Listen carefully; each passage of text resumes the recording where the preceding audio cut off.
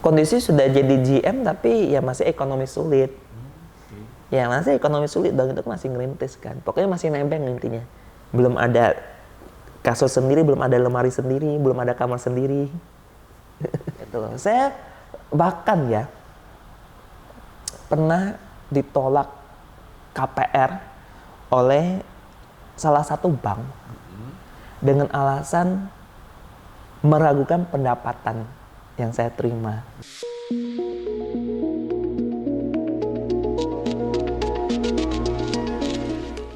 Halo bro. Halo, apa kabar? Sehat? Tambah keren aja bro.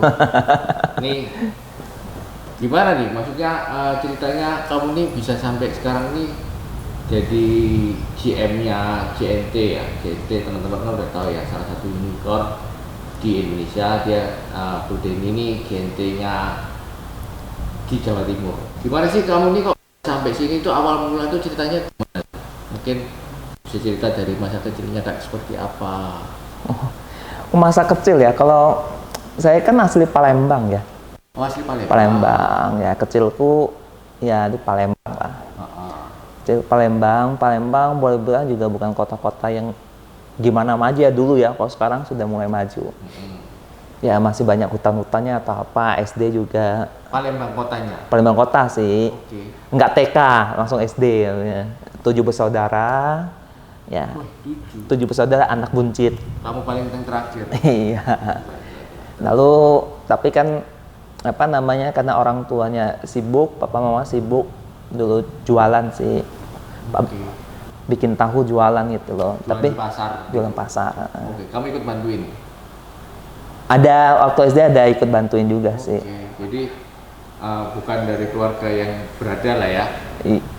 Boleh dibilang tuh bukan menengah ke bawah ya, tapi di bawah. Di bawah? Waduh, berarti cukup struggle juga ya?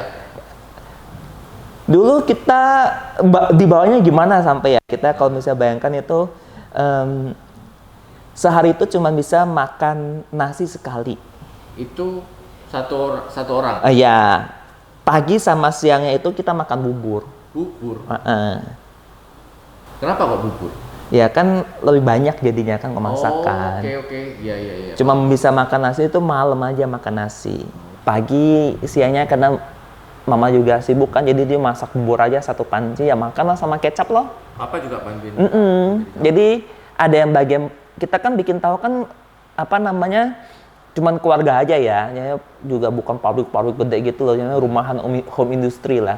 Jadi papa yang buat tahu, mama yang jualan. Oke. Papa yang buat, mama yang angkut jualan gitu loh, angkut bawa. Jadi kalau kaleng cat yang 20 kilo itu, nah itu kan 2 kaleng kan.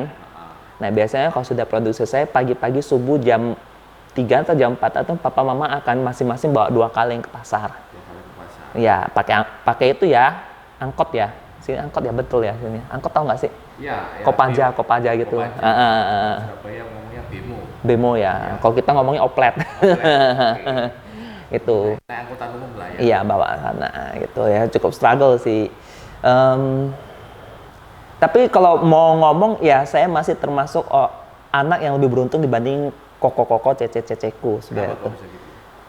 Ya lebih baik aja dibanding koko-koko cece-ceceku yang lebih sulit lagi. Contohnya kayak gini, ceceku pernah cerita tuh Imlekan ya. Imlekan itu kan biasanya kita pasti ada baju baru kan. Kalau saya masih beruntung tiap tahun dapat baju baru. Nah, kalau cece koko-koko tuh kadang tuh Imlekan pun nggak bisa beli baju baru.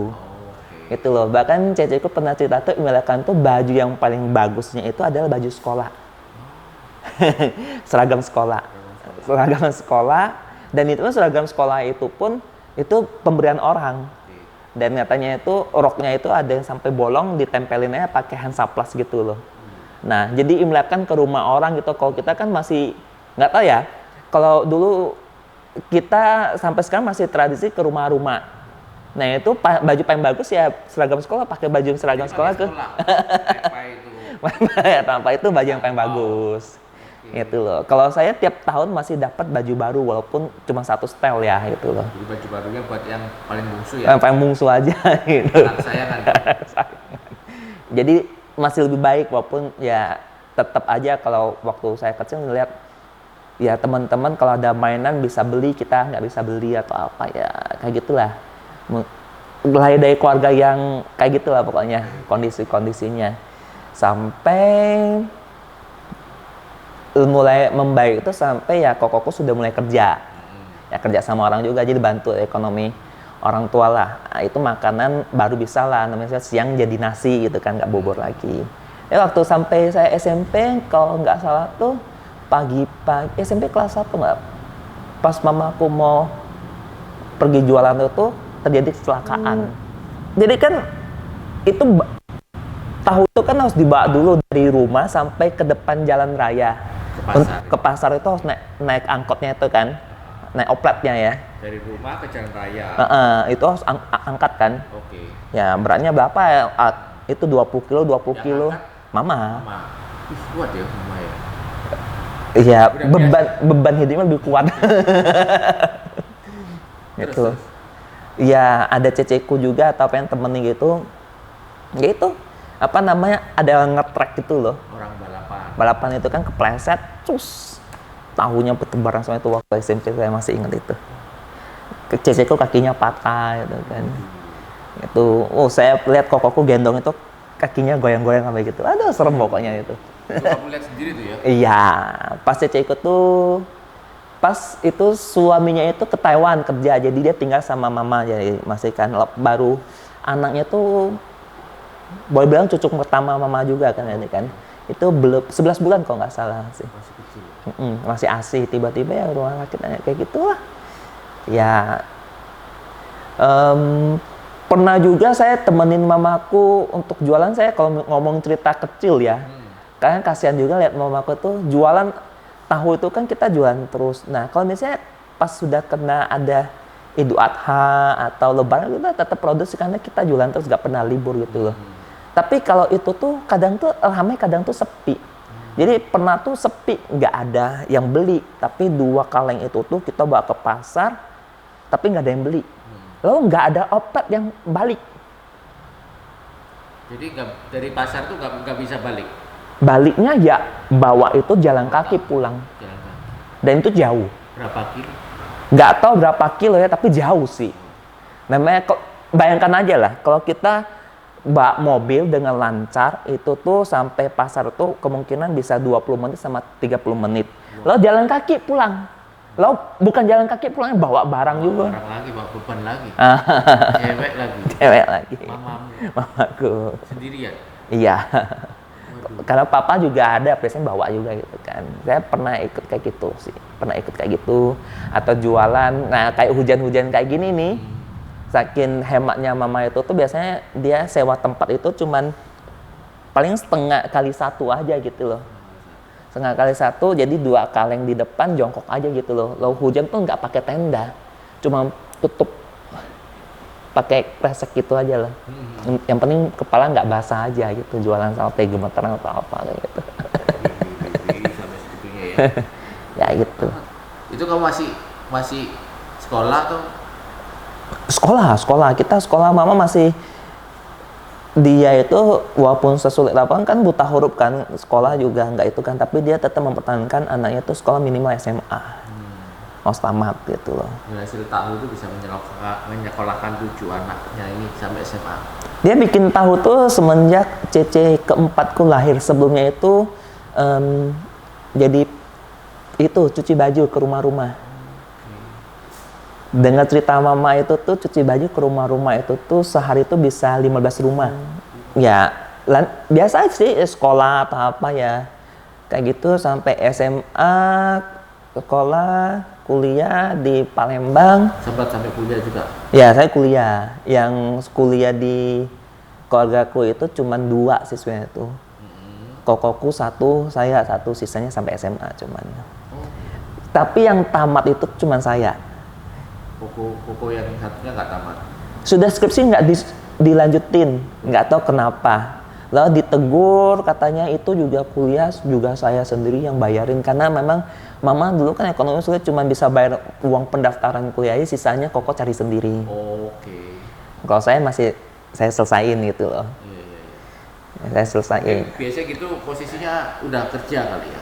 Iya sudah kerja juga ini sih masih bantu-bantu orang bukan gimana-gimana juga gitu loh cuman kerja sama orang dulu tuh kok kerja apa ya tetangga ada jualan telur gitu dia bantu susunin telur gitu loh susunin telur gitu loh satu rak dapat gopek biasanya itu kan dapat berapa gitu loh gitu aja ngumpulin dari sana untuk bayar uang sekolah Itu numpuin berarti bantuin orang gitu bantuin orang.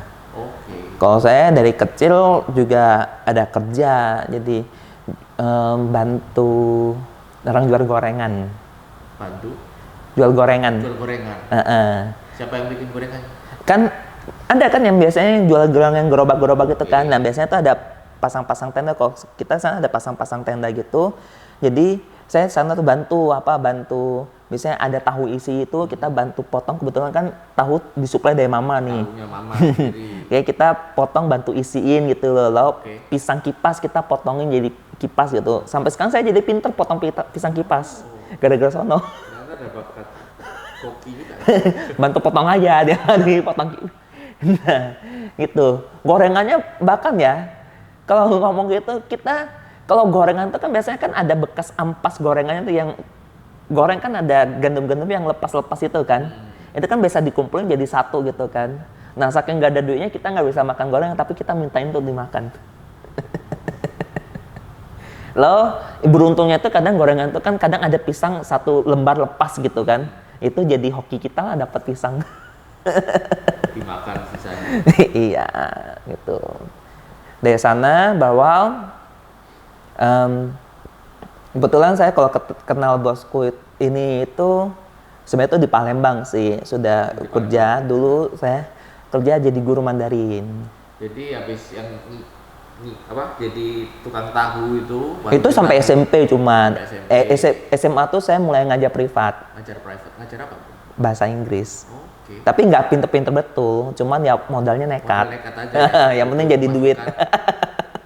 Oke. Gitu lalu apa ya ada sempat bantu Viara juga pernah gitu. Tapi bantu Viara masa dapat duit? Dapat makan kan? Oh dapat makan. Jadi itu pun juga bersyukur ya, maksudnya akhirnya cari makan di situ gitu. Iya, ini kan dapat makan gratis kan. Gratis. Gitu kan.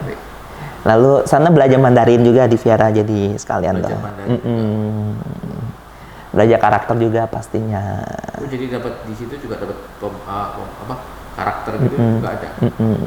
Ya belajar hemat juga. Belajar hemat juga. Karena kan bukan harusnya tetap ada dapat uang saku sih tapi uang sakunya kecil. Kalau nggak salah dulu tuh sebulan dapatnya 250.000 kalau nggak salah. 250.000. 200. Tahun kapan Bu? Itu tahun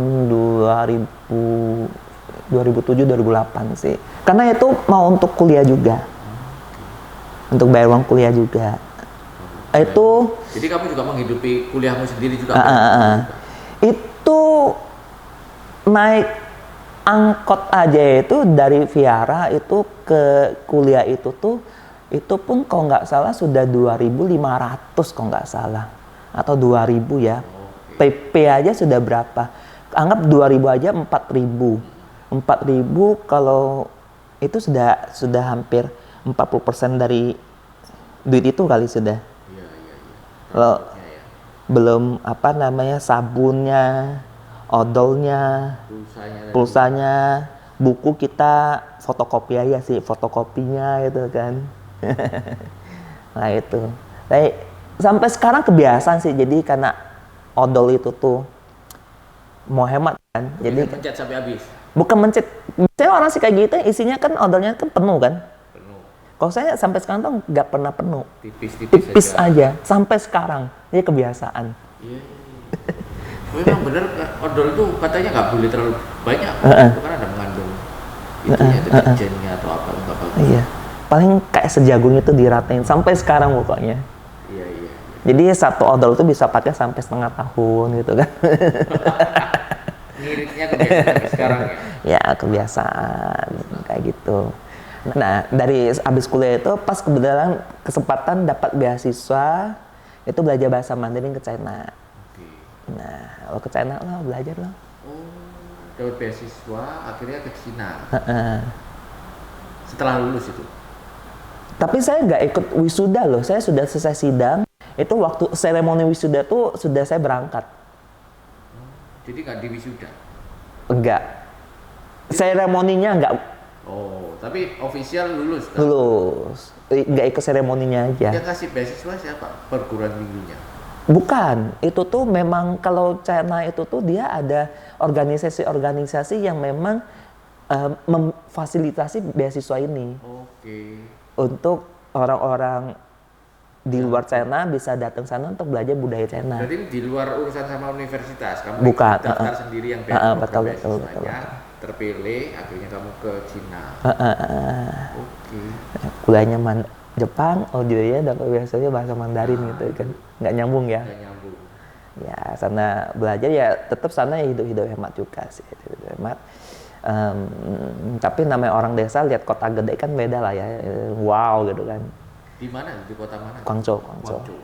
Tapi setahun aja sih, udahnya setahun balik ya, ngajar loh, ngajar. Balik itu memang udah selesai. Sudah selesai Cuma setahun. Jadi Bahkan kuliah singkat gitu ya. Kuliah singkat, belajar Mandarin. Lalu ada lanjut yang kuliah jarak jauh itu tuh Mandarin juga sih. Kuliah jarak jauh tuh ada tetap sampai S1 selesai juga. Jadi S1 kamu ini ada bahasa Jepang sama Bahasa Jepang itu D3. Oh, D3. S1 tuh yang ini Yang Mandarin. Mandarin ini selesai. Oke. Tapi yang online jarak jauh itu yang lanjutannya yang di Cina itu. Iya, selesai itu. Jadi waktu balik Indonesia sekalian ngajar guru bahasa Mandarin. Balik Indo itu dulu tuh cari kerja nih, cari kerja. Itu balik itu ke Palembang lagi? Palembang, cari kerja. Namanya balik kan cari kerja. Ternyata baru benar-benar menghadapi dunia nyata itu cari kerja tuh susah. Sempet nganggur setengah tahun sih. Ngomong nganggur nggak nganggur betul juga sih. Saya masih ngajar private. Ada Mandarin ada, tapi ya juga nggak terlalu aktif lah. Private cuma berapa murid, 2 murid atau 3 murid gitu loh. Ternyata cari kerja susah. Cari kerja susah ternyata tuh. Tahun berapa itu? Itu sudah tahun 2011. 2011, oke. 2011. Ternyata cari kerja susah.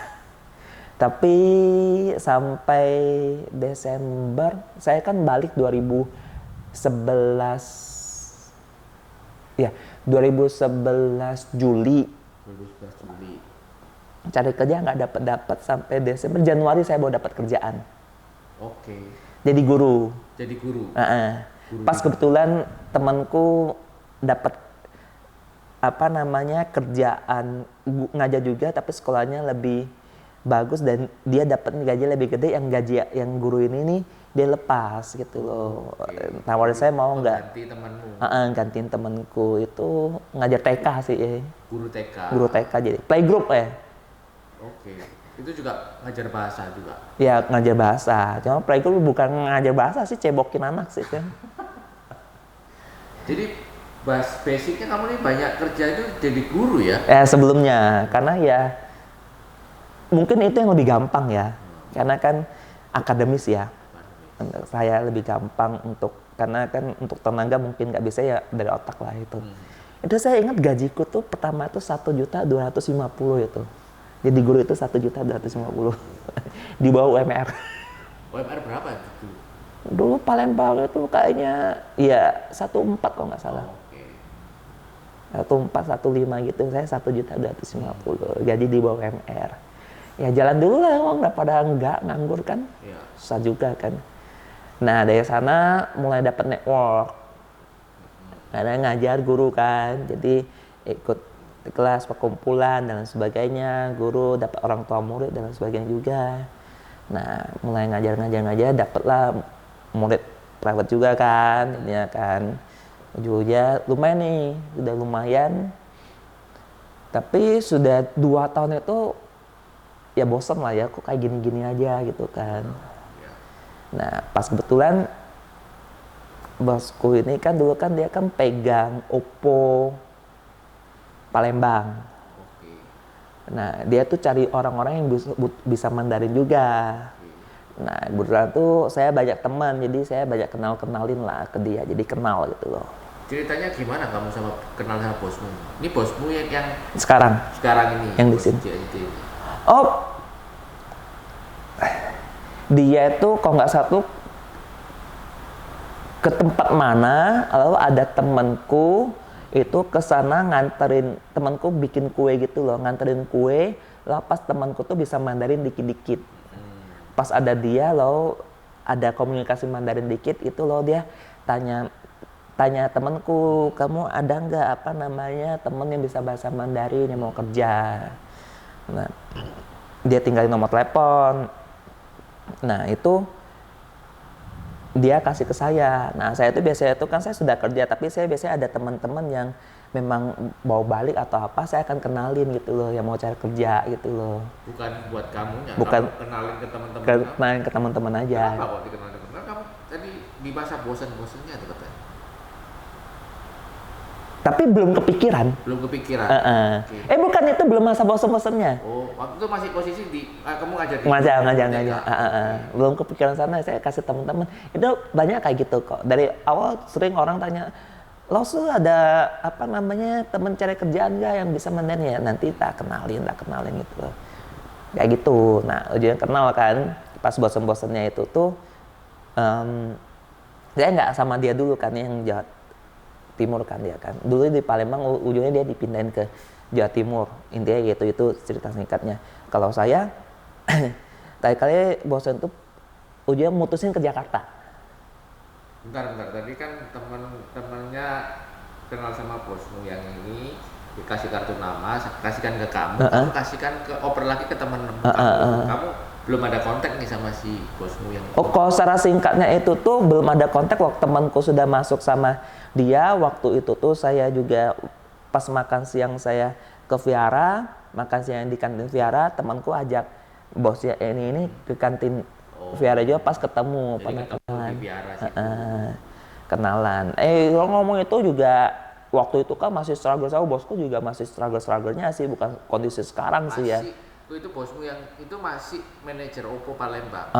Dan itu juga masih ngerintis 2013 kan. Itu juga masih kere-kerenya sih intinya. Sama-sama kere sih sebenarnya. Tapi manajer Palembang berarti kan ada atasannya lagi untuk di Oppo-nya kan? Iya, Jet Lilo. Oke. CEO-nya Jet Lilo. Jet Lilo ini yang Oppo Indonesianya. Oppo Indonesianya. Oke. Iya. Itu. Terus.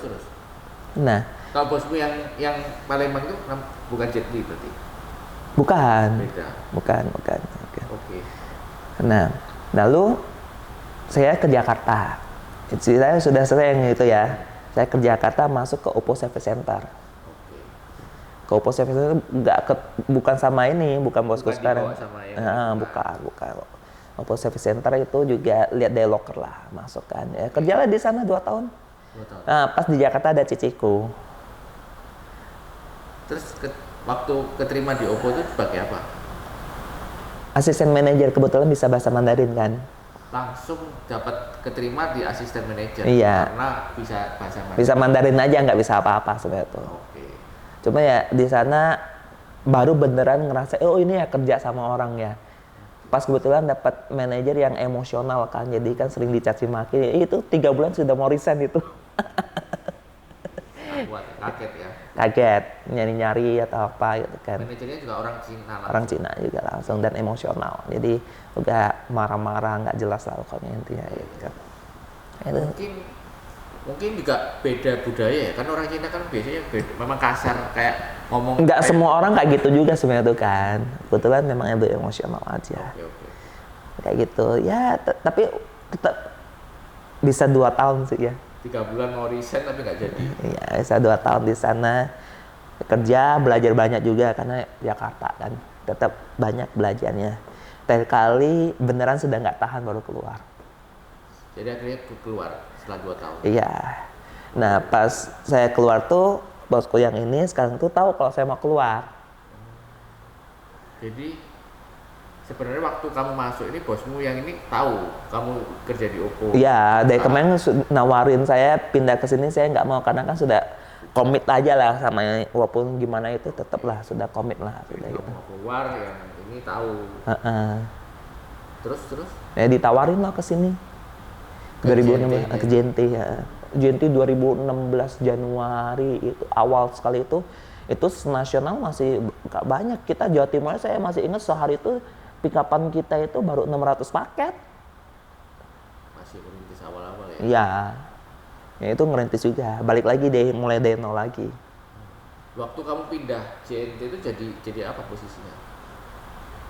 Awal-awal masih nggak jelas sih posisi apa ya, Gitu. serabutan. Bantuin si bos ini. Serabutan. Karena sini kan sudah ada GM-nya juga. Sudah ada manajer-manajer yang lain yang lebih hebat. Oh sudah ada. Ada. Sudah strukturnya sudah jelas. Ada. terbentuk juga ya. Ada. Cuman tetap lagi pengembangan terus kan. Tapi nggak lama kok itu, kalau saya posisi jabatan nggak jelas ujungnya mungkin 2 minggu langsung dikasih pegang area Malang Sidoarjo kebetulan. Itu pada posisi kamu di Jakarta kan ya? Enggak kan, saya sudah pindah sini. Sudah pindah sini.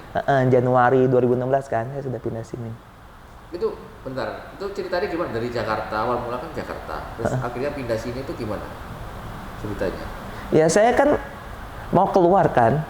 Saya tuh gimana pun sama atasan nggak puas, tapi saya mau keluar tuh saya tuh orang mau resign tuh kan lama notice kan. Kalau saya tuh terima notice. Terima notis. 3 bulan sebelum keluar saya kasih surat resign, lalu saya cari penggantiku dulu sampai dapat. Lalu diajarin, ternyata Ini yang masih saya di Oppo. yang di Oppo itu saya belum keluar, orangnya sudah keluar dulu. Lalu saya cari lagi penggantinya. Penggantiku sudah dapat, nah ini lebih stabil, saya baru keluar. Oke. Gitu. Setelah keluar yang masuk JNT ini langsung di areanya Malang Sidoarjo. Iya.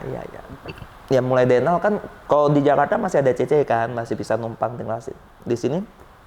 Saya Benar-benar merantau di sini. pas kebetulan ada teman juga, teman Palembang yang nebeng sama dia lah. Tinggal sama teman. Gue ini nebeng 2 tahun sih. Nggak ada lemari, nggak ada kamar, pokoknya nebeng, pokoknya nggak ada kasur pokoknya. Itu keluarga lu gimana? Apa? Keluarga kamu bawa ke sini juga? Kan belum, masih Oh, jomblo. masih belum nikah itu. Ya belum. Gitu. Dulu tinggal di sini lebih Jagir. Jakir.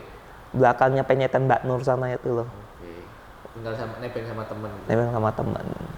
Gitu. Baik ya temen ya. Baik sekali loh, udah baik lagi. Bisa ditebengin nggak usah keluar biaya kan. Iya. Hebat. Gitu. Ya gitu. Mulai ngerintis lah dari sana. Ngerintis, ngomong jabatan manajer tapi kere masih.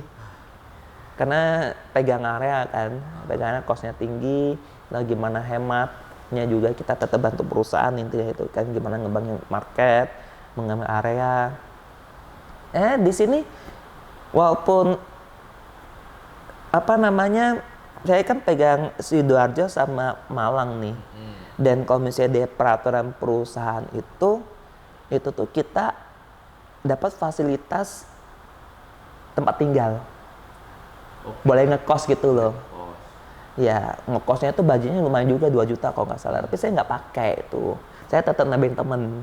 ditabung. Hah? Bacanya Enggak. nggak dipakai. Nggak dipakai. Jadi perusahaan nggak keluarin biaya ini. Oke. Gitu loh. Kalau saya pas lagi tugas ke Malang, itu juga ada fasilitas namanya itu tuh tempat tinggal dong, penginapan dong. Itu kita bisa klaim dong. Itu saya juga nggak pakai. Saya nebeng sama temen. Di Malang ada teman juga. Iya ada. Banyak temanmu ya. Ada nebeng sana sini. Nebeng. Tapi ya gitulah, muka tebel lah nebeng ya. Nebeng. Nah saya tuh dia kerja gitu kan, pulang saya numpang tidur aja. Sudah itu pagi-pagi keluar lagi gitu. Cuma numpang mandi sama tidur lah, keluar lagi. Muka tebel lah pokoknya intinya. Nebeng-nebeng aja pokoknya itu. Segitu kebiasaan dari kecil tuh ngirit tuh ya. Ya mungkin dari sana kita baru dipercaya jadinya kan. Karena kan Kamu dianggap kayak, oh ini kamu meskipun ada budget tapi kamu nggak pakai loh. Itu segitu integritasnya kamu tuh sampai dapat kepercayaan seperti itu kan. ya mungkin itulah yang buka jalan jadinya. Buka jalan kan. Kalau enggak mungkin kalau kemarin-kemarin sudah semua ini ya mungkin nggak ada kesempatan ya, karena kan orang kan pasti kan melihat cari orang kepercayaan itu kan harus benar-benar bisa dipercaya dan teruji. Gitu. Dan walaupun itu kondisi-kondisi masih sulit ya, masih itu bukan sulit. Dulu tuh kan namanya ngerintis ya, susah pastinya. Itu pokoknya gaji yang didapatkan tuh nggak cukup untuk biaya hidup di sini. Itu karena banyak biaya sana biaya sini yang kita keluarkan. Pokoknya 1 tahun itu tuh tabunganku tuh yang selama kerja di Jakarta itu habis untuk operasi di sini, untuk biaya hidup di sini. Untuk biaya hidup di sini. Berarti minus dong. Minus. Sampai Imlekan 2017 tuh mau pulang, ditanya mama pulang nggak ya? Pulang lah pasti ngomong kan, gitu kan. Cuman pulang nggak ada duit sudah. Nggak ada duit ya, masih ada kartu kredit kan. Jadi beli tiket pakai kartu kredit. Bayarnya nanti. Nah, bayarnya nanti itu kan. Lah ada tagihannya muncul, itu kita bayar minimalnya aja dulu. Ya. Lalu beli harus baju baru dong, harus baju baru kan ya, ke Matahari beli yang buy one get two itu loh.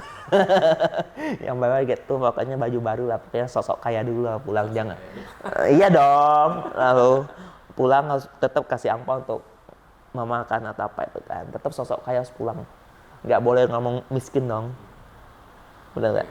Ya namanya orang tua kepikiran. Itu 2007 itu saya sudah jadi GM. Sudah jadi GM untuk area Jawa Timur. Tapi masih kere. Jadi saya kayaknya tuh cuman 6 bulan. 6 bulan itu dari 2 minggu nggak jelas, lalu 2 minggu kemudian itu Februari kalau nggak salah, Februari itu saya pegang area Bang Sidoarjo RM-nya. Itu kayaknya tuh kalau nggak salah tuh Juli atau Agustus sudah jadi GM. Ada sesuatu kayak kejadian nggak tiba-tiba kamu diangkat jadi Jawa Timur gitu? Oh ya, memang kan saya kan pastinya itu bikin inovasi loh. Satunya kan sudah teruji dari biaya-biaya ini. Saya pernah 3 bulan tugas di Malang pun budgetnya kan 2 juta ya. Itu saya tetap cari kosnya itu yang low cost. Yang kayaknya itu tuh 700.000 kok nggak salah ya. Yang asli budget 2 juta, kamu cuma pakai 700.000. Yang nggak ada AC-nya, malah nggak usah AC lah, kipas angin cukup kan. Kamarnya kecil juga sih, kayak gini aja sampai gitu. Jadi bos kamu nih melihat kamu nih manajer yang pinter atur kos ya? Bukan pinter ngatur kos lah, kos apa? Raja kikir. Hah? Raja kikir. Bukan raja kikir juga ya, gimana ya? Kalau misalnya orang-orang yang lainnya kan harusnya kan ada kesempatan 2 juta, kenapa kita nggak habis pakai maksimal gitu loh? Kenapa 7.000 toh itu dihemat juga bukan uang kita tapi uang perusahaan. Betul. Uang perusahaan juga uangnya bos bukan uang kita. Ya kan? Bos kan sudah banyak duit. Ngapain? Masuk akal. Ya, tapi enggak lah kayak gitulah gitu. Karena dulu masih pikirnya masih ngerintis gitu lah. Masih ngerintis walaupun itu uangnya bos sudah banyak tapi kan perusahaan masih merugi. Ya kita ya karyawan kan harus bantu juga untuk ngembangin. Itu memang bosku cerita gitu, maksudnya terbuka sama kamu kondisi perusahaan seperti apa? Iya, kalau ngerintis kan pasti rugi masih. Oh iya, tahu pasti karena kan kita juga baca laporan keuangan. Baca laporan keuangan dan kita juga tahu hitung-hitungnya gimana gitu loh. Kita juga tahu secara apa namanya kondisi memang langsung ngerintis kan. Kayak gitu. Lalu jalan, pokoknya ada satu hari itu saya barusan dari Malang nih. Barusan dari Malang balik. Biasanya saya pegang Sidoarjo Malang itu tuh 3 hari di Malang, 3 hari di Surabaya jadinya. Ya balik itu tuh malam itu tuh saya barusan mandi, makan selesai mau tidur jam 12 malam, saya barusan matiin lampu, saya mau tidur, tiba-tiba telepon masuk, ternyata bosku telepon masuk, kamu di mana gitu kan? Saya ngomong di Surabaya. Yuk ke gateway nih, gateway kenapa? Anak-anak mogok kerja nih. Gateway itu di kantornya CNT. Di gudang dulu tuh masih di Betrok, bukan di sini. Ana mau kerja ke sana yuk temenin. Oke, gitu kan. Kamu bisa nyetir nggak? Bisa. Ada supir nggak? Nggak ada, sudah pulang. Kamu bisa nyetir nggak? Bisa. Padahal itu saya baru belajar. Nyetirnya tuh mobil. baru belajar mobil. Itu nyetirnya tuh bisa maju nggak bisa mundur. Ya dibisain aja lah Model pokoknya. nekat aja. Model nekat aja lah. Sampai di itu ternyata memang mogok kan. Nah, kita Waktu malam itu. malam ya saya temenin lo, bantu selesaiin dan lain sebagainya, juga nggak selesai cuma temenin biar bos bingung. Itu ada temennya aja sih. Apa yang mereka binguin? Hah? Apa yang mereka binguin? Nggak suka dengan manajemen sebelumnya, Oke. itu yang terlalu frontal dan sebagainya itu loh. Tapi kan itu kamu posisi udah GM. Kan? Belum. Oh, itu yang waktu flashback lagi. Nah, justru malam itulah jadi bosku ngomong promosiin saya. Akhirnya kamu dapat promosi jadi GM area Jawa Timur. Iya. Memang waktu di situ kamu ngapain sih? Waktu malam-malam kamu ke sana? Nggak ngapa-ngapain juga sih. Nemenin aja. Ikut mereka demo juga. Enggak temenin ya.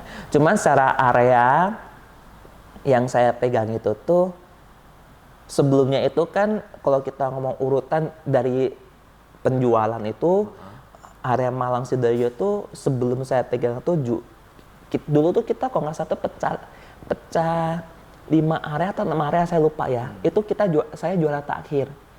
Sebelum saya pegang area Malang Sidoarjo juara terakhir. Jadi Malang Sidoarjo itu omsetnya paling kecil lah. Paling kecil. Kalau dulu kan kita jumlah OEB. Jadi paling tuh saya sehari itu tuh jumlah pick up-anku tuh paling 200 paket. 200 paket. Waktu saya pegang. Yang paling gede itu tuh Jember bisa tembus 500 paket per hari. Daerah Jember, Banyuwangi sana 500 paket per hari. Nah, tapi setelah saya pegang areaku itu tuh yang pecah rekod pick up-an bisa 1000 paket per hari. 1000 paket. Oke. Dari 1000 paket memecahkan rekod juga yang jadi 2000 paket. Jadi angka psikologi ya, 1000, 2000, 3000, 4000. Dalam setengah tahun itu tuh dari posisi terbawah menjadi nomor satu. Itu area Malang Sidoarjo. Malang Sidoarjo. Wow. Itu apa sih yang kamu lakukan, Bro? Untuk supaya jadi juara terakhir terus kemudian sampai juara atas nomor 1 itu gimana tuh? Sebenarnya tuh saya bingung juga sih apa yang saya lakukan ya. Tapi kalau saya pikir-pikir lagi tuh beda pola pikir aja sih, karena saya kan terjun ke lapangan, saya lihat kondisi seperti apa, atas ngomong seperti apa, kita nggak langsung dengerin kan, tapi saya lihat ternyata ekspedisi mainnya bukan kayak gitu loh, karena mereka kan ngomong harus open market, lalu perhitungan jumlah paket harus dihitungin sama dengan orang gitu loh. Satu orang misalnya contoh 3 paket, baru boleh tambah lagi 1 orang, saya lupa berapa gitu kan. Nah, saya pikir kebalik waktu itu. Saya balik ini nggak bisa kayak gini, ekspedisi ini sumbernya itu adalah manusia. Kalau saya mau paketnya banyak, saya harus perbanyak manusia. Bukan saya perbanyak paket dulu baru naikin manusia, tapi saya banyakin manusia dulu baru ada paket. Jadi saya harus bentuk sales. Tapi itu akhirnya biaya jadi gede dulu dong. Betul, biaya gede dulu. Tapi kan ini waktu itu tuh kontrol cost-nya belum segitu kuat. Jadi kamu dikasih kebebasan nih. Kebebasan. Orang berapa atur KPI-nya itu ibaratnya pokoknya kamu harus paket jumlah terkirimnya harus naik kayak gitu. Ya targetnya cuma satu, penjualan naik. Penjualan naik. Gitu loh. Cost-nya kamu nggak peduli cost karena kan memang masih merugi. Gitu loh. Ya, saya lihat celahnya itu adalah kita perusahaan ini belum mempedulikan cost, tapi kita mempedulikan adalah transaksi. Tapi gimana naikin transaksi, kita ternyata tuh butuh orang. Ya kita perbanyak orang. Gitu loh. Orang ini yang kita targetin. tambah sales berarti. Tambah sales, tambah kurir berarti. Kurirnya, kurir itu ya sales. Iya, itu yang door to door nawarin cari paket. Oh, jadi kurirnya sendiri nih yang jadi yang nawarin paket JNT-nya. Yang itu yang saya briefingin tiap hari itu saya keliling pokoknya. Jadi Malang, Sidoarjo pasti saya keliling. Mau ya mereka ya kayak gitu. Aku kira itu. Iya waktu interview kan sudah kita jelasin. Itu interview juga saya satu-satu interview kan. Pokoknya saya Senin sampai Sabtu itu saya keliling terus. Jadi dulu tuh saya ingat itu pakai mobil Avanza yang Eco Safe itu ya. Itu tuh dulu bensinnya berapa ya saya lupa loh, itu 200.000 sudah full tank pokoknya, itu sehari habis pokoknya. Sehari habis. Karena kerjaan kan keliling. Itu keliling itu kemana? Ke nawar-nawari juga? Enggak, kalau saya kan keliling cabang kan saya kan bagainya itu Sidoarjo, Malang tuh Sidoarjo, Mojokerto, Jombang, Pasuruan, Padang, Pasuruan, Malangnya Batu ke Panjen. Jadi kan saya tiap hari itu, hari ini rutenya tuh tinggal kan Surabaya pasti ke Sidoarjo. Nanti sudah Sidoarjo sudah selesai, nanti saya ke Mojokerto. Udah Mojokerto saya ke Jombang. Nanti saya visit itu outlet-outletnya JNT. Outlet JNT, lalu ketemu customer dan saya. Jadi jalan terus. Keluar jam 6 pagi, pulang jam 10 malam pokoknya jalan terus pokoknya gitu. Ini kerjamu ya benar-benar kayak kuda ya. Itu yang mungkin etos kerja itu juga dilihat sama owner ya. Iya, itu. Integritas, juga kerja keras itu tadi. Iya. Waduh. Itu aku kira selama ini tuh kurirnya itu terima beres apa dari JNT ada enggak dulu waktu ngetis enggak kayak gitu. Ternyata kurir juga bisa ya diajak sales gitu ya, mereka nawar-nawari sendiri betul, kita firing nanti kalau minggu CFD, Car Free Day, nanti kita firing. Mereka dapat komisi kalau setiap kali ada enggak ya, coba pokoknya kiriman makin banyak ya mereka dapat banyak gitu kan. Betul, tergantung semangat leadernya dong, gimana dong. Itu saya 6 bulan kan nggak ada tanggal merah juga, tanggalnya hitam semua kan. Kamu ikut itu Car Free Day? Ya ikut semua lah. Nggak ada tanggal merah pokoknya. Iya. Dan posisi itu kalau kita flashback lagi itu posisi nombok. Saya sendiri nombok gitu kan. Itu biaya yang saya keluarkan untuk hidup di sini itu lebih besar dibanding gaji yang saya dapat seperti itu. Gitu kamu nggak reimburse ke kantor gitu? Kan nggak ada kebijakan reimburse. Nggak ada kebijakan reimburse. Harusnya tuh ada sih kebijakan reimburse ya. Kayak pulsa tuh bisa reimburse, tapi saya nggak reimburse. Saya juga lupa sih kenapa saya nggak reimburse ya. Bego juga ya. Total dedikasi kamu tuh kan. Kamu benar-benar mati-matian bangun itu kan dari awal kan ya. Iya, kayak gitu. Self belongingnya lah ya. Sampai kadang biasanya gitu kan nggak perhitungan gitu ya. Iya, kayak gitu. Jalan sampai dipercaya itu juga ya nggak gampang. Sudah dipercaya kan manajer yang dulunya teman sama sesama manajer ujungnya jadi atasnya agak susah juga dong manajernya dong, orang-orang kayak gitu kan. Siapa yang mau nurut? Ya kan ya tantangan lah. Nah itu gimana tuh leadershipnya tuh? Ya belajar lah. Ya pelan-pelan. Enggak, saya tetap sharing apa yang saya lakukan untuk area aku kenapa bisa penjualan naik gitu sih. Saya sharing dulu gitu loh. Sering dulu. Ya bercerita dulu lah ya. Bercerita nanti lama-lama mereka juga trust-nya juga dapat, respect-nya juga dapat. Itu dalam kondisi sudah jadi GM tapi ya masih ekonomi sulit. Ya masih ekonomi sulit dong, itu masih ngerintis kan. Pokoknya masih nebeng intinya. Masih nebeng. Belum ada kasur sendiri, belum ada lemari sendiri, belum ada kamar sendiri. 2 tahun itu. Pokoknya kayak bajuku saya cuma letakin di keranjang itu aja loh. Keranjang pun bukan beli, pinjam punya teman. Kan nebeng gitu. Itu berarti dari kamu tadi sudah naik GM itu tahun berapa tuh? 2016 pertengahan. Terus titiknya sudah mulai grow-nya cepet tuh di tahun berapa? Mulai marketplace naik-naiknya ya 2018 ya. 2018. Waktu kamu tuh 2016 itu belum kerja sama marketplace? Belum. Oke. Mulai kerjasama dengan marketplace itu tuh 2017 akhir kalau nggak salah. Akhir. Pecah boom gitu ya? Iya 2018 baru. Dan itu juga nggak ini itu juga masih banyak yang perlu perbaikan tiba-tiba load naik, tiba-tiba overload, perubahan drastis, nggak siap loh, ada DP overload atau misalnya anak-anak yang mogok kerja. Itu Lalu struggle-nya iya, berlipat-lipat. iya, lalu ada karena kepemimpinan sebelumnya saya itu tuh ada hal-hal yang dia lakukan nggak sesuai dengan undang-undang ketenagakerjaan, ujung-ujungnya anak-anak yang dikeluarkan tanpa sesuai aturan itu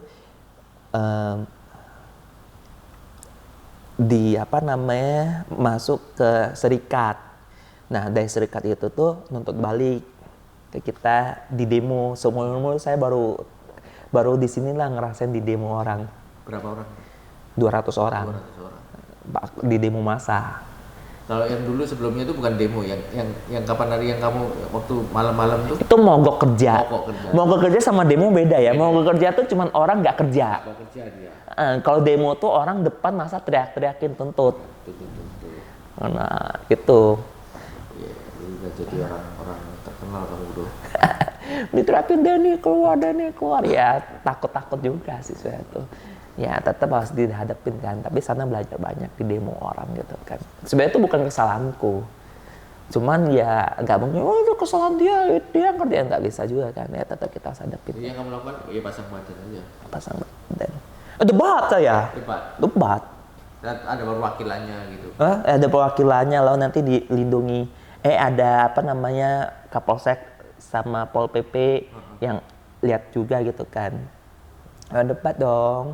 Dia nuntut pergantian rugi sekian gitu kan. Kalau nggak salah tuh kemarin tuh dia nuntut pergantian rugi 180 juta gitu kan. Saya nggak mau kasih 180 juta gitu kan. Kita hitung, oke, sudah hitung, nggak apa, hitung yang kita salah yang mana? Saya tanya ke Tot. Oh yang ini salah, oke, hitung salah, ini salah, ini boleh. Totalnya terakhir itu yang kita pure salah itu cuman 35 juta kalau nggak salah. Itu pure kita salah. Itu satu orang?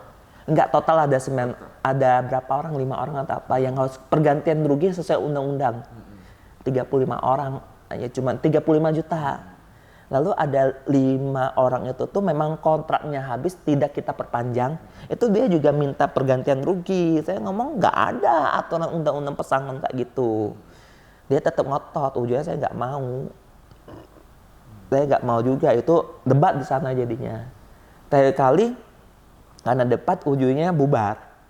Dibubarkan oleh ini. Polsek. Nggak ketemu itu?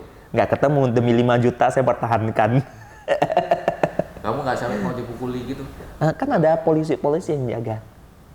Dari JNT-nya sendiri manajemen cuma kamu? Ada legal sih, ada legal. Gitu. Tetap kan saya yang harus bersuara ujung-ujungnya. Kalau sudah kayak gitu kan, ya, siapa yang pasang badan tetap itulah. Tetap yang bertanggung. Pimpinannya aja. Ya tetap yang harus itu bikin tindakan gitu kan. Itu. Jadi kalau masalah ketenagakerjaan gara-gara itu kita belajar banyak karena sini orang juga banyak kan. Nah, orang sudah banyak, jadi masalah ketenagakerjaan sekarang masalah-masalah pun sudah masalah kecil sih menurutku ya. Karena kamu sudah pernah mengalaminya, bisa handle, jadi sekarang itu terlihat biasa ya. Biasa. Itu sudah selesai masalah ketenagakerjaan, masalah operasional. Operasionalnya overload sana, overload sini itu sampai seharian 24 jam nggak pulang dan sebagainya, ngurus-ngurusin gitu. Seharian nggak pulang? Iya, lalu pernah juga bantu bongkar-bongkar juga, tetap jadi kuli kan. Sampai tangan kecetit lah atau apa juga pernah gitu kan. Gitu, pernah juga ada overload tahun berapa itu saya lupa itu tuh. Pas mau ngajak mama operasi kan ke Penang kan, itu sudah agak ada duit, jadi berani aja orang tua operasi gitu kan. Ternyata overload juga harus pulang dulu. Harusnya tuh itu ada meeting di Bali. Dari Bali saya rencana langsung ke Penang. Tapi karena ada overload, ya saya harus balik dulu.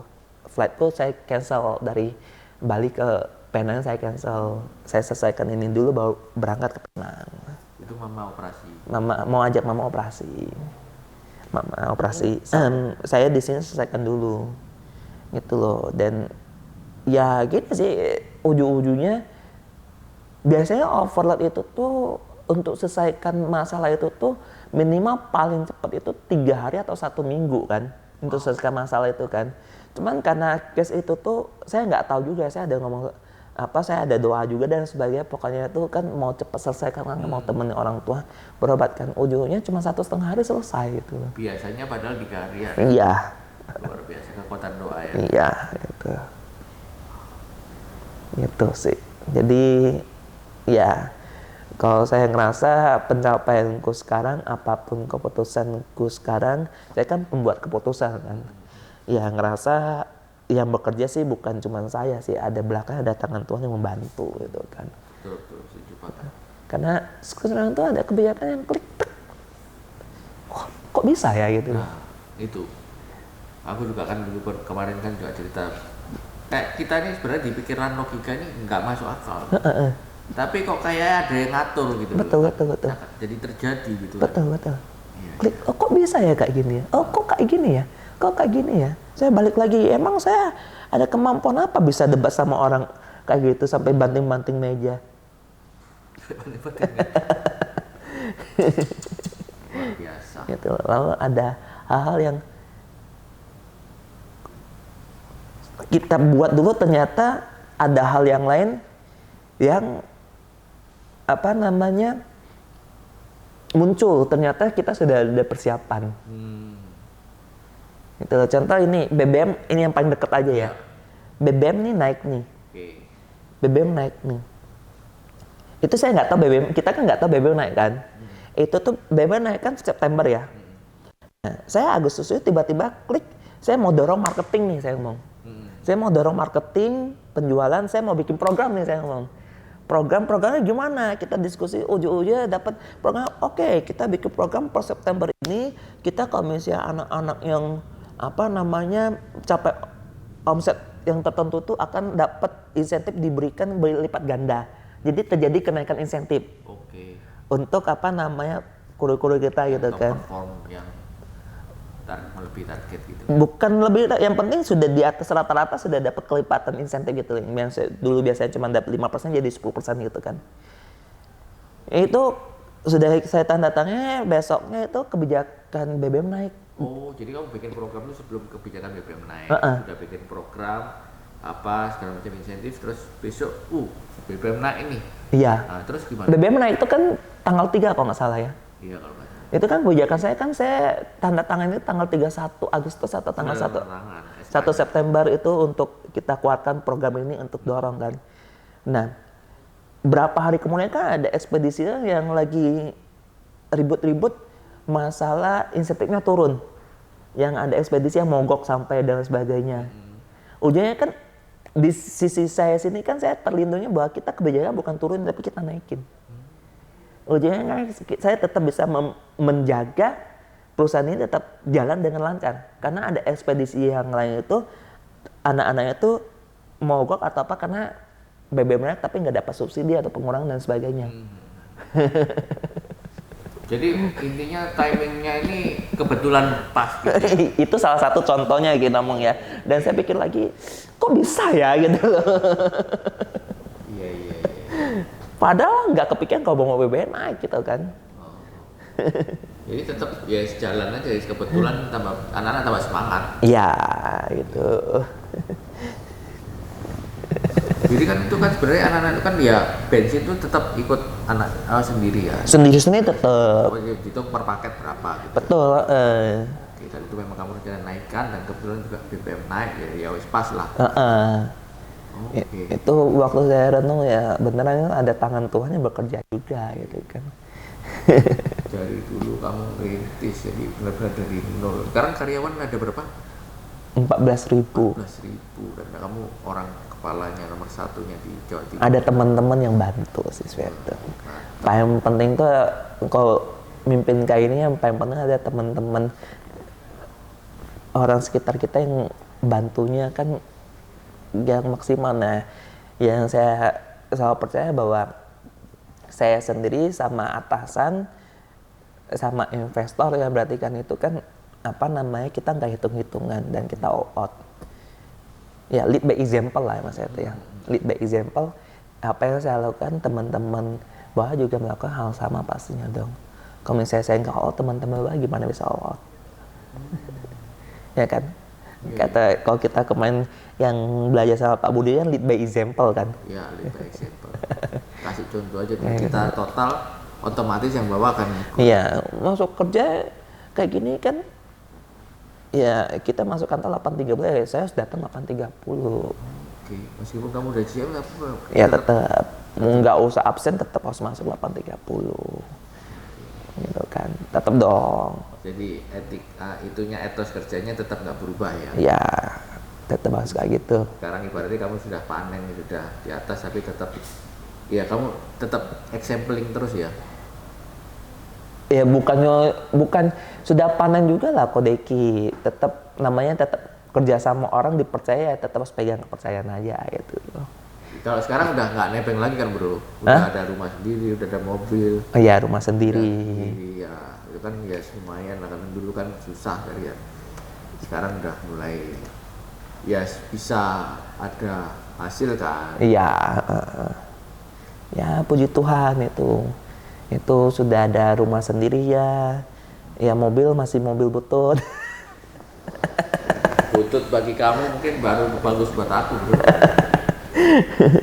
Jadi gitu guys, jadi apa, orang kan seringkali kita melihat kalau sisi luarnya aja, oh UGM kelihatannya oh masih muda, ini kelihatan masih cuman ini cuman anu aja nih ke networking atau apa. Katakan kita lihat nih, dengar ceritanya nih, Bro Denny ini struggle-nya seperti apa kan, tadi yang dia cerita, integritasnya seperti apa yang dia lakukan, effortnya sampai bahkan mau rugi lah, untuk biaya hidupnya dirugiin, yang baik dia untuk bantu perusahaan, dan ya benar-benar itu yang terlihat ya, karena maksudnya itu yang membuat dia sampai di titik sekarang ini.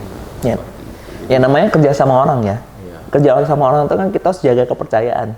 Kita bisa dipercaya, kita baru akan dipakai.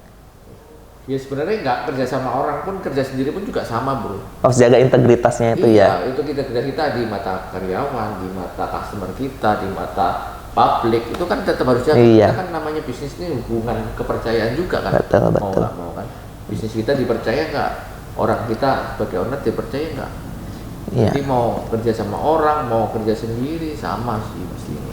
Apalagi kalau kayak posisiku sekarang tuh ya, kalau misalnya mau korup lebih gampang lagi loh. Mau apa? Mau korup. Korup, oke. Bener kan? Iya, karena powernya sudah kuat. Tapi kan itu karena kamu dipercaya di sini, karena kamu sudah apa? Integritasnya. Iya, integritasnya itu benar-benar sudah terpercaya, jadi ya makanya dapat kepercayaan itu. Iya, karena kalau posisi kayak gini kan apapun, kita berhadapan dengan tanda kutip ya, kalau misalnya dunia luar kan tahu sendiri kan ada hal-hal yang perlu kita negosiasikan, yang memang untuk mempelajari semua urusan itu pasti ada dana-dana yang harus kita keluarkan yang sulit untuk dideteksi. Itu kan gampang aja aturnya sebenarnya tuh. Tuh, contoh aja misalnya siapa supplier atau apa, ayo lolosin punyaku gitu kan. Iya. Itu kan punyaku, ayo kerja sama punyaku. Nanti dapatlah kayak gini, gratifikasi apa segala macam. Ya, tapi kamu punya tetap jaga itu ya. Itulah makanya kenapa bosmu, aku yakin bosmu di sini sudah hidup tenang lah, maksudnya nggak ngurusin itu karena dia udah kenal kamu dari lama kan juga kan. Kalau ada vendor ya mau kerjasama dengan saya, kita tetap kan namanya kualitas dan sebagainya. Kalau misalnya dia kasih saya barang atau apa, vendornya nggak saya pakai. Malah saya nggak pakai. Malah kamu nggak pakai. Iya. Kalau dia ada kasih sesuatu. Kita hindari. Iya. Cari-cari alasan pokoknya. Barang masih banyak ini. Saya buangnya juga nggak kasar sih, gitu loh. Cuman intinya itu ya nggak pakai aja. Oke. Karena apa? Kamu lihat itu sebagai kayak karena kamu ini caranya aja dia nggak bagus kayak gini, berarti maksudnya itu sudah menghilangkan respect di kamu gitu. Ya itu satu. Kedua kan saya kan tetap percaya karma lah ya. Kita kerja di sini saya ikut orang sekarang, besok kalau misalnya saya ada perusahaan sendiri, kalau saya mempercayai satu orang dan orang melakukan hal yang tidak sesuai dengan etika, juga ujung-ujungnya saya akan dapat karma di situ juga pastinya dong. Jadi kamu nggak mau menuai sesuatu yang Itu satu. Oh, kalau sudah percaya kan nanti mungkin ada kesempatan lebih gede lagi yang bisa didapatkan dengan dana yang lebih luar biasa lagi. Apapun yang terjadi, saya tetap percaya kamu. Gitu kan. Karena percayaan itu susah loh dibangun loh. Betul. Integritas. Kalau rusak sudah rusak selamanya. Iya. Sampai bahkan sekali nama kita jelek sampai ke anak cucu kita kan Betul. kasihan loh. Oh ini anaknya ini yang suka, yang pernah gini jejaknya itu nggak pernah hilang tuh. Ya, betul. Proyek-proyek kayak gini kan kita misalnya bangun kantor ini habisnya ratusan M. Untuk renovasinya habisnya puluhan M gitu kan. Untuk pengadapannya habisnya M-an. Pokoknya udah angka M sih, saya juga nggak percaya sih kok bisa sampai angka M ya. Dan saya lebih nggak percaya kok dengan angka M ini saya nggak tergiur gitu. Iya, ya karena kamu sudah dari kecil sudah terdidik, ya punya integritas yang bagus di situ. Keren, Gitu. keren. Kan ada transaksi-transaksi kita beli lahan untuk bangun itu kan MM-an juga kan. Iya. Dan saya yang menentukan itu deal atau enggak. Itu harganya berapa saya menentukan gitu. Tapi juga pasti kamu juga maksudnya dapat tawaran yang enak-enak tadi juga banyak juga ya yang menawari kamu kayak gitu ya. Saya nggak pernah kasih kode dan nggak pernah kasih kesempatan, nggak pernah open gitu, jadi mereka nggak berani. Nggak ada juga yang nawarin kamu kayak gitu. Kode-kode saya pura-pura nggak tahu. Oke. Tetap kalau misalnya nawar misalnya contoh nawar saya sebagai owner. Jadi vendor-vendor apa kira itu saya adalah owner. Apa yang saya lakukan kok kayak owner yang punya gitu loh. Gitu. Itu mungkin mulai timbulnya waktu saya nggak takut mati waktu hadepin demo-demo itu kali ya. Nggak takut mati.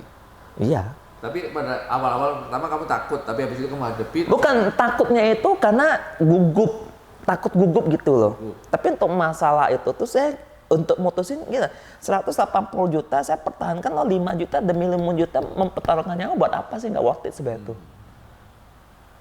Iya, iya. Itu uang 5 juta juga bukan uang saya. Yang keluar juga uang bos.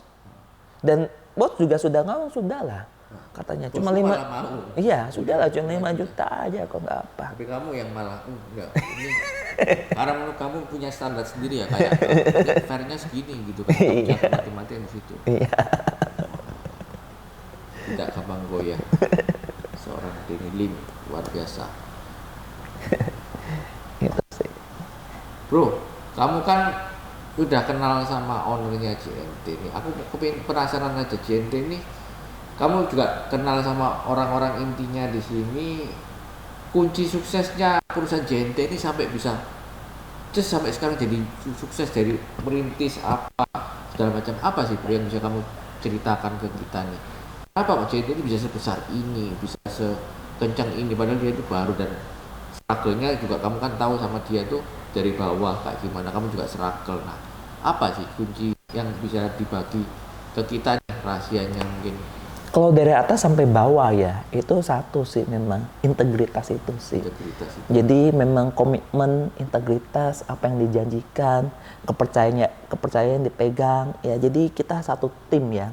Jadi dari atas sampai bawah kita satu tim itu tuh, saya nggak bisa menjamin 100% itu tuh nggak korup ya.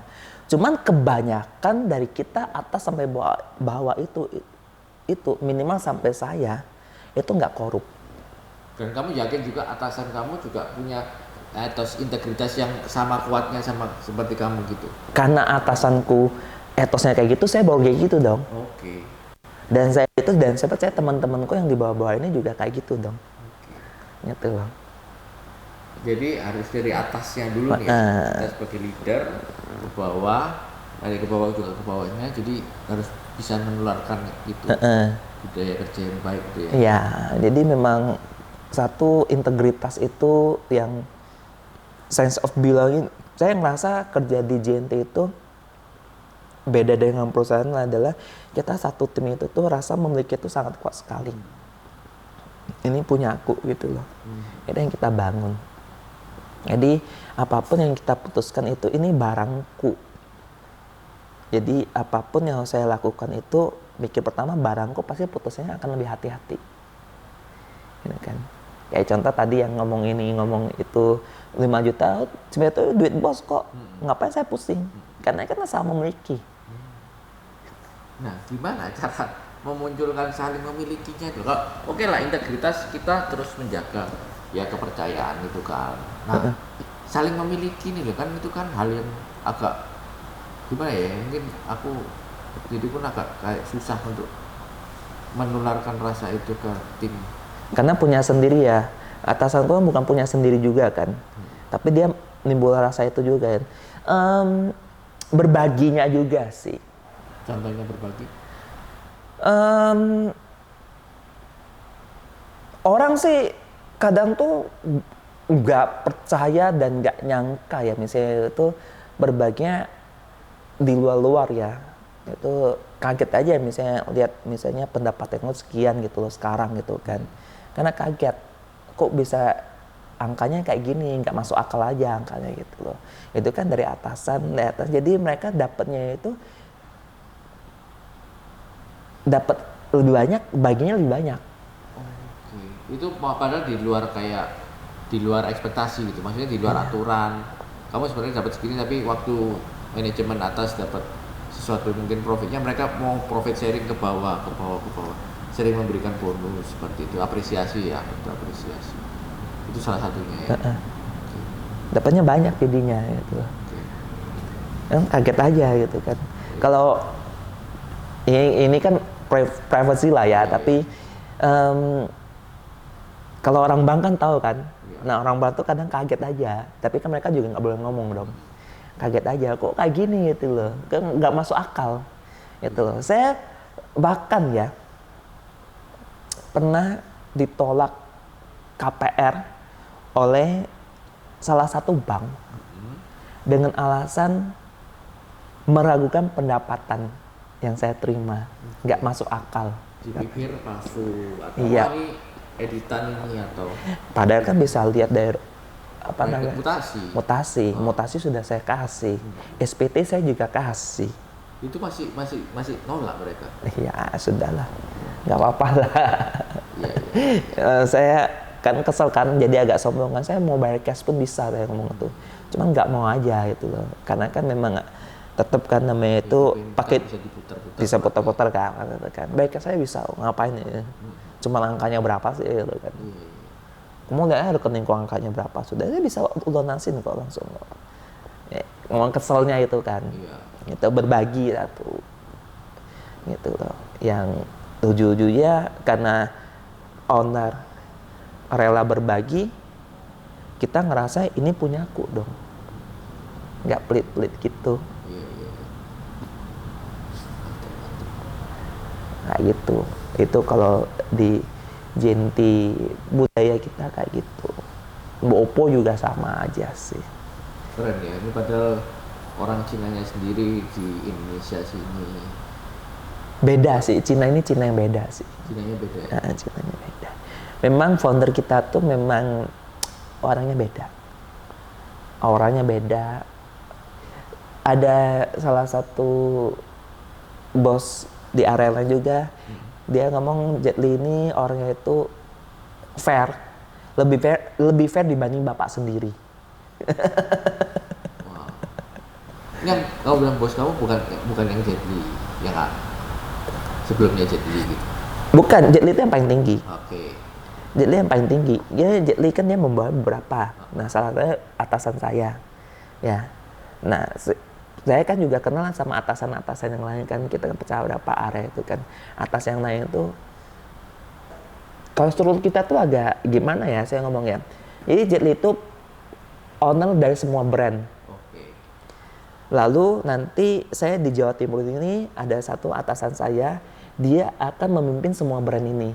Oke. Kan, mau JNT, Oppo, YOU dan teman-teman lainnya. Nah, saya salah satu di bawah ini kan saya pegangnya brandnya JNT. Dan komponen kita kan banyak. Gitu. Ya kerja sama orang kayak gini lah, harus jaga. Mana tahu nanti kan ada kesempatan punya perusahaan super company sendiri, nanti dapat orang-orang yang hebat-hebat juga. Salah, terus sekarang tuh perusahaan itu semakin gede itu nggak mungkin dimiliki sendiri. Kita semua kolaborasi. Ya kan? Paling nggak kamu di sini di JNT kamu turut berkontribusi besar begitu. Iya, kalau sampai di titik ini ya Kode Kia, saya tuh mikirnya cuman saya tetap harus jaga integritas, mana tahu kesempatan ada datang dan orang mencari big fund kan pasti banyak. Big fund pasti banyak mau jalan bisnis dan lain-lain, dan dia kan pasti ada uang, kadang tuh sulit cari orang. Betul, setuju. Gitu kan. Nah, orang mungkin gampang, tapi orang yang bisa dipercaya Itu yang susah. Bukan orang yang berkemampuan loh. Orang berkemampuan tuh banyak. Kalau saya sendiri pikiran gini loh, kalau mau jalanin usaha atau apapun, itu tuh pertama kali yang kita pegang tuh adalah kunci orang kita pegang tuh yang bisa dipercaya dulu. Profesionalitas itu tinggal orang yang bisa kita percaya ini yang mencari orang yang profesional untuk bantu dia. Betul ya? Kalau dia nggak mampu nggak apa-apa. Yang penting uangku nggak dibawa lari dulu. Kan keputusan yang dilakukan tuh demi perusahaan berkembang. Lalu sisanya cari orang profesional atau apa, ya sudah biarin orangnya mutusin. Kalau saya kan juga bukan profesional. Saya juga ngomong profesional belajar di sini. Mau accounting, pajak, HRD, belajar di sini semua. Gitu kan. Tapi di sini kan saya baru cari gimana, accounting yang bagus, HRD yang bagus, legal yang bagus, semua yang bagus. Kan di sini. Betul. Ya, itulah fungsi manajemen ya. Iya, yang kuncinya satu kan orang yang bisa dipercaya dulu kan. Yang biar memang yang spesialis ya harus lebih jago dari kita. Betul. Kita yang generalnya, yang strategisnya, tapi kita paling enggak kita punya prinsip yang bisa. Iya. Perusahaan ini bisa tetap sustain kan panjang gitu. Ya, spesialis belajar sama Pak Budi Isman aja nanti. Nah, Pak Budi Isman juga generalis. Dia kan jago kan, kemampuannya jago. Ngelola. Jago ngelola kan. Kalau kemarin kan waktu training itu kan saya dapat nilai nilainya jelek juga kan. Nilai apa namanya, ada CEO itu kan nilaiku jelek juga kan asesmen. Nilaiku jelek. Tapi saya nggak down gitu loh. Itu mungkin dari kemampuan jelek, tapi yang penting yang harus kita jual ada integritas itu. Kemampuan bisa diasah. Integritas itu loh, kejujuran itu loh. Bisa cari orang lebih hebat banyak. Itu tapi bisa dipercaya sulit. Yang korup Banyak. Kesempatan ini ladang basah loh. Oke, kayak gini, dana bercucuran di mana-mana. Gampang sekali loh ini loh kalau misalnya mengambil kan. Orang yang nggak tahu, siapa yang tahu? Kalau perusahaan kecil masih susah nyulinya, karena owner langsung kelihatan. Besar makin nggak kelihatan. Makin nggak kelihatan. Culture-nya itu yang penting. Culture budaya. Menentukan nanti perusahaan itu bisa terus jalan apa enggak. Kalau orang-orangnya korup ya tinggal tunggu waktu aja. Ya, misalnya kita ada target penjualan. Kalau nggak capai kan mungkin ada teman-teman yang lain itu gimana caranya bikin fraud biar capai kan. Kalau saya sudah lah nggak capai, sudah kena panis lah, nggak apa-apa lah. Toh kita sudah melakukan yang terbaik. Dari situ kan nanti evaluasi belajar. Gitu. Ya sudah, kena panas nggak apa-apa lah. Kalah nggak apa-apa, asal udah do the best, ya kan? Saya nggak pernah takut kalah kok. Nggak pernah takut kalah. Saya cuma takutnya takut nggak dipercaya aja. Deket dicurigain orang korup lah, apalah gitu loh. Kayak itu kamu jaga bener-bener ya. Ya gitu aja. Kayak pernah namanya itu takut kalah ya sudah biasa, kalah menang. Kalau misalnya sudah nggak dipercaya itu yang susah. Mau kemana pun susah. Betul. Thank you Bro Denny. Thank you. Sudah berkesempatan waktunya, mungkin ada pesan-pesan terakhir untuk teman-teman di sini biar bisa belajar atau apa gimana? Pesan apa ya? Ya untuk teman-teman ceritakan yang paling penting prinsip itu ya adalah kita menjaga integritas sih. Integritas itu ada segalanya. Dari integritas kita bisa mendapat apa yang kita mau. Karena kalau kita sudah dipercaya orang, apapun gampang.